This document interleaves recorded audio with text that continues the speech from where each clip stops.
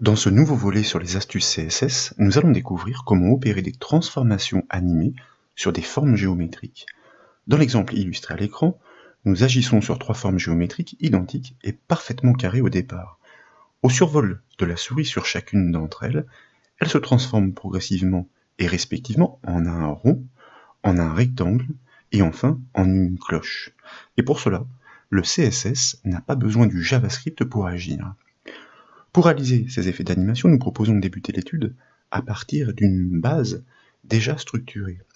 Et comme nous en avons l'habitude, le fichier de la page web index.html est accompagné de ses ressources dans les sous-dossiers. Je vous propose de double-cliquer sur ce fichier pour l'ouvrir dans le navigateur par défaut, ce qui est déjà le cas en ce qui me concerne. Nous retrouvons bien les trois carrés disposés côte à côte, et si vous les survolez, le curseur de la souris change d'aspect, mais les formes ne subissent aucune déformation. C'est tout l'enjeu de cette astuce. Cette fois, à la racine du dossier de décompression, donc, je vous propose de cliquer droit sur le fichier index.html et puis de l'ouvrir avec un éditeur comme le Notepad++. Nous accédons ainsi au code HTML de la page web. Dans l'entête, tout d'abord, vous notez la référence à deux feuilles de style. La première se nomme messtyle.css, c'est elle qui organise la structure globale de la page. La seconde se nomme lesstyles.css. Elle est déjà dotée de quelques attributs. C'est elle que nous devons implémenter pour produire ces transformations animées. Et comme l'indiquent les chemins relatifs, ces feuilles sont stockées dans le sous-dossier local CSS. Les formes géométriques se trouvent plus bas dans le code, plus précisément contenues dans le calque, c'est-à-dire le div d'identifiant au centre. Ces trois formes sont elles-mêmes générées par des calques. Et l'astuce irrésistible est d'avoir attribué une classe commune pour les trois premiers divs. Il s'agit de la classe carré. Ainsi, tous les réglages communs y sont opérés pour donner vie à ces carrés. Et dans le même temps, chacun de ces calques est reconnu par un identifiant, ID donc, explicitement différent, cercle, rectangle et cloche. Ces ID doivent être exploités pour définir l'état d'arrivée de chacune des formes après transformation. Nous revenons dans notre dossier de décompression et cette fois je vous invite à double-cliquer sur le sous-dossier CSS afin de l'ouvrir et là nous allons cliquer droit sur le fichier les styles CSS pour choisir, comme précédemment, de l'ouvrir avec un éditeur comme le Notepad++. Nous y trouvons effectivement le style commun aux trois formes, le style carré. Et nous y trouvons des réglages CSS usuels, notamment sur les dimensions, les couleurs et la police. Désormais, avant de coder l'état d'arrivée de chacune des formes dans son style spécifique, nous devons ajouter un dernier réglage commun. Il consiste à définir quels sont les attributs concernés par la transformation et sur quelle durée l'animation doit se jouer. Nous l'avons déjà découvert à l'occasion des précédentes astuces, nous devons exploiter l'attribut CSS Transition ou Transition. C'est pourquoi, je vous propose de placer le point d'insertion à la fin de ce code pour ce style CSS et puis de créer une nouvelle ligne.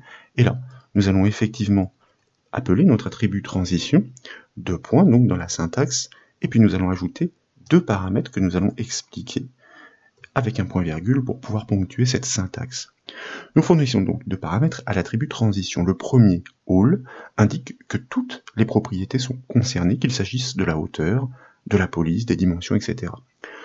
Le second indique que la transformation doit se dérouler progressivement sur 2 secondes. Mais pour que cette transformation ait lieu, encore faut-il que nous définissions l'état d'arrivée au survol de la souris. Et nous allons commencer par le premier de ces carrés, donc en lui associant le style qui est déjà défini dans la page HTML, mais qui n'existe pas encore dans cette feuille de style.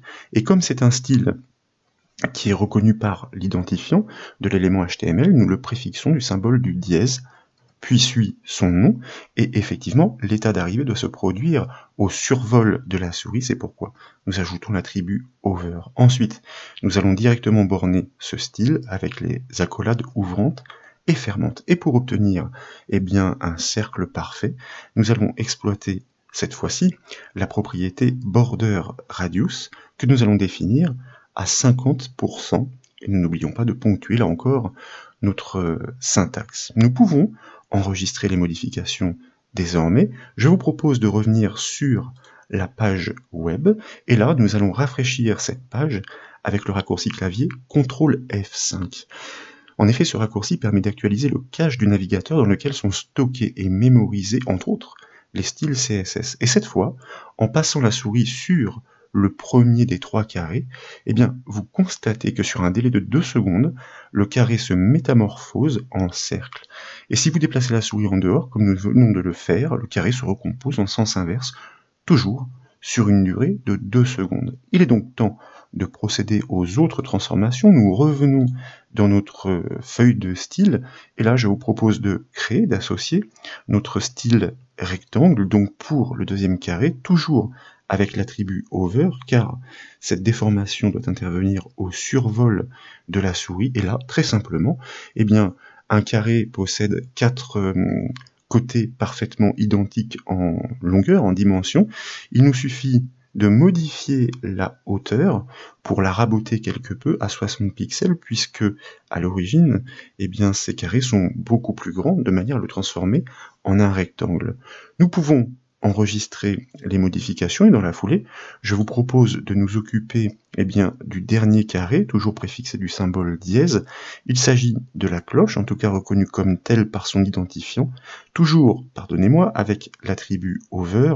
Nous prenons bien soin de borner notre style CSS dans l'enchaînement, et là, puisqu'il s'agit d'agir sur les angles de ce carré, mais pas de façon uniforme, nous allons exploiter de nouveau notre propriété border radius, mais contrairement à tout à l'heure où avec une valeur en pourcentage nous avons agi de façon équitable sur tous les angles, et bien là, nous allons les définir 1 à 1, 50%, 50%, et puis 15% et 15%, et nous allons expliquer cela, quelles en seront les conséquences, et n'oublions pas de borner avec un point-virgule.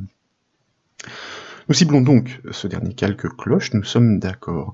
Nous exploitons de nouveau notre attribut border radius, mais cette fois avec 4 paramètres. C'est ainsi que nous définissons l'arrondi des autres angles. Tout d'abord, nous réglons les 2 angles supérieurs à 50%, celui de gauche et celui de droite, puis nous réglons les 2 angles inférieurs à 15%, pour un aspect incurvé plus sobre.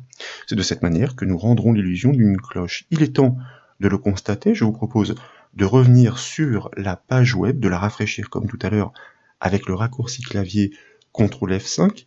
En ce qui concerne le premier calque, nous l'avions déjà constaté au survol et sur 2 secondes, il se transforme bien en un rond.